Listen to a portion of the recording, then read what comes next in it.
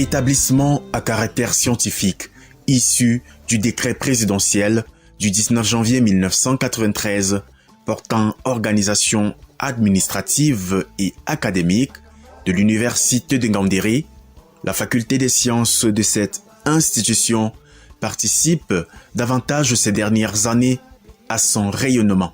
J'ai vraiment mérité de la très haute confiance du chef de l'État en me confiant donc les rênes de cette faculté. C'est une maison que je connais, disons que c'est une grande maison, la maison de l'Université de Ngaoundéré. J'ai juste changé de chambre.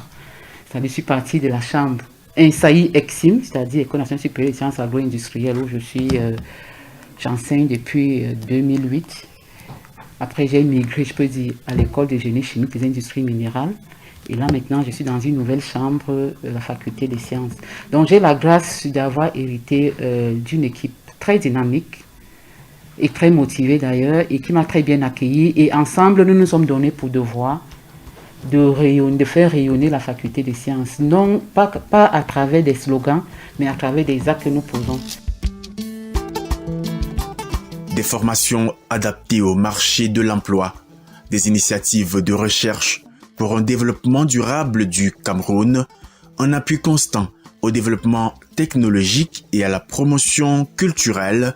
Voilà résumé les missions assignées aux 6 départements de cet établissement facultaire à l'Université de Ngaoundéré. Nous sommes dans le système LMD. Et ce système voudrait que les enseignements soient professionnalisants et beaucoup plus pratiques. Pour le département des sciences de la Terre, pour rendre ces enseignements donc pratiques et professionnalisants, nous avons conçu les programmes en fonction des besoins des entreprises et en fonction des besoins de la société.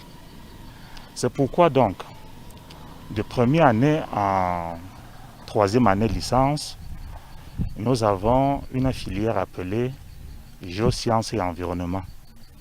C'est-à-dire que là, nous donnons aux étudiants les bases des sciences de la Terre, également en leur disant que les exploitations de ces ressources naturelles, que ce soit minières ou liquides, doivent être exploitées durablement, c'est-à-dire en tenant compte des générations futures. C'est pourquoi nous avons parlé de géosciences et environnement.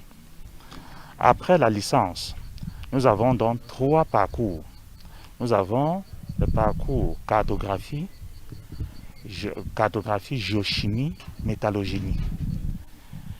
Le parcours sol et environnement et le parcours ressources en eau et aménagement. En cycle L, nous avons 2 filières, biologie des organismes animaux, biologie des organismes végétaux. Au cycle M, au cycle master, nous avons 3 filières. Encore biologie des organismes animaux, biologie des organismes végétaux. Et en plus de cela, nous avons un master en écologie, qui est un master international réalisé avec la coopération de l'Université de Brême en Allemagne. Et donc, cela voudrait dire qu'au cycle master, nous mettons l'accent sur les bioressources et sur l'environnement. Maintenant, au cycle doctorat, nous avons encore 2 filières, biologie des organismes. Donc nous offrons le doctorat en biologie des organismes végétaux, biologie des organismes animaux et toutes les options ou bien les sous-spécialités confondues, que ce soit en entomologie, que ce soit en valorisation des plantes médicinales ou valorisation des bioressources, que ce soit en microbiologie, biochimie, donc toutes les filières de la biologie. Nous avons généralement 2 grands aspects dans le département de physique ici à l'Université de Ngaoundéré, de la faculté des sciences. Nous avons le volet physique fondamentale et le volet physique appliquée. Et là, au niveau de la physique fondamentale, nous avons 2 aspects, c'est-à-dire 2 parcours. Un parcours mécanique et matériaux et un parcours théorie quantique et application. Ça, c'est du fondament. Et au niveau de la physique appliquée, nous avons l'électronique, l'électrotechnique, l'automatisme. Et la physique en elle-même a beaucoup d'applications. On peut voir ces applications en chimie, en biologie, en médecine.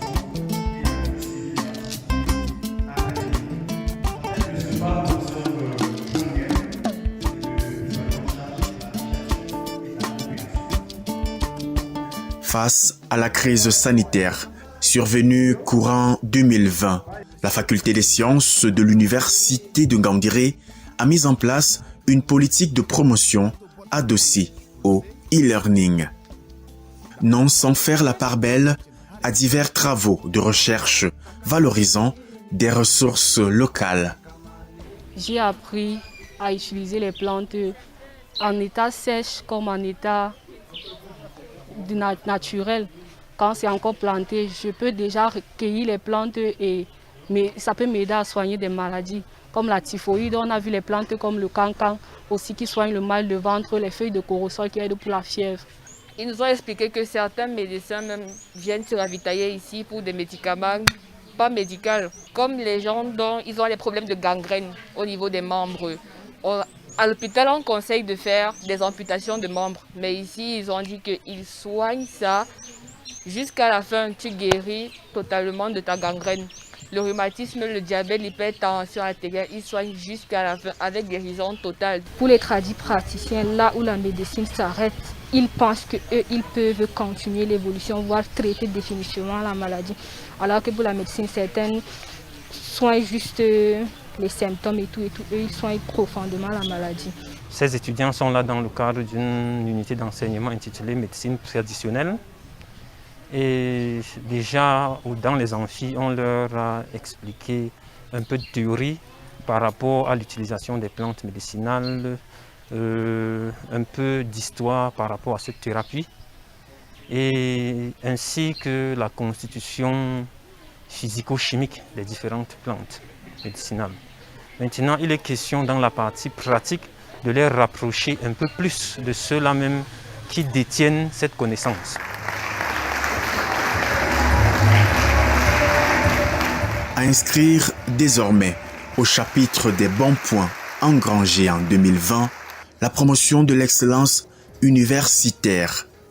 C'est l'idée derrière la cérémonie de clôture de l'année académique, couplée à la remise solennelle des parchemins aux étudiants méritants de la faculté des sciences. C'est quelque chose de fantastique parce que ça galvanise les étudiants. Ils savent qu'en fin d'année, ils seront primés, ça veut dire que ça les amène à se mettre plus au travail pour pouvoir réussir. Et cette initiative va amener les étudiants à travailler mieux, à être plus conscients et que le taux de réussite va n'importe comment suivre. Cette cérémonie valorise non seulement les étudiants mais également l'enseignant parce que l'étudiant est à l'image de l'enseignant.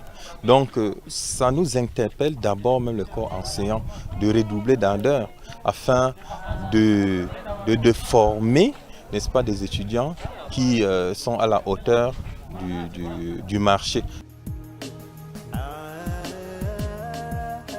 L'administration de l'établissement voudrait également, par cette initiative, susciter la cohésion universitaire entre elle, le personnel enseignant et les étudiants, estimés au nombre de 6 000 en 2020. Au niveau de l'organisation académique, nous avons vraiment revu notre offre.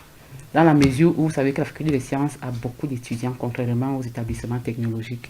Nous avons en moyenne 6 à 8 000 étudiants. Il fallait donc continuer les cours en présentiel depuis le 1er juin, tel ça a été instruit par le président de la République. Nous avons donc divisé ces étudiants par groupe de 50, afin de ne pas dépasser le nombre qui a été instruit. Donc, nous avons donc 50 groupes d'étudiants par niveau. Bon, on peut aller à 200 étudiants au cas où nous avons accès à l'amphi, puisque le nombre d'étudiants est en fonction de la capacité d'accueil permettant de respecter la distanciation physique. Donc le maximum qu'on a pu avoir, c'est de 200 étudiants dans un amphi de 750 étudiants.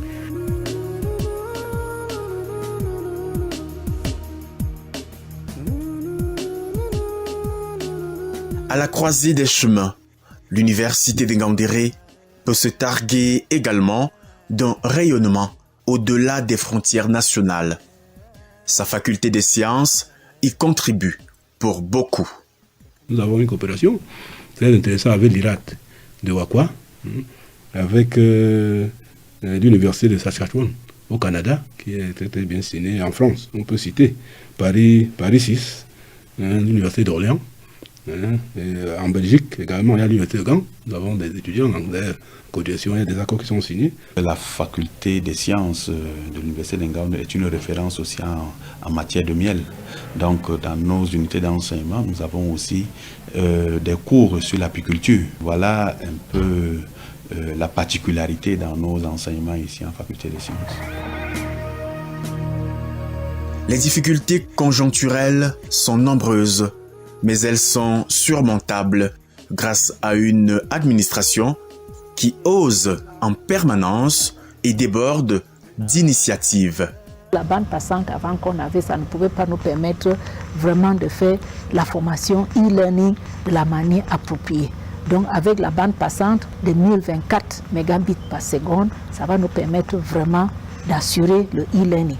Et même pour la présentielle aussi, il y avait cet additif d'assurer vraiment, on a fait un peu plus de bancs pour pouvoir augmenter le nombre de places pour les étudiants, parce que pour la distanciation, il y a cette possibilité, disons, qu'on a eu pour ajouter pour certaines banques, mais sinon, pour certains programmes, on a augmenté le nombre pour répéter les mêmes programmes pour assurer qu'on a cette distanciation. À la faculté des sciences de l'université de Ngaoundéré, on semble l'avoir bien compris.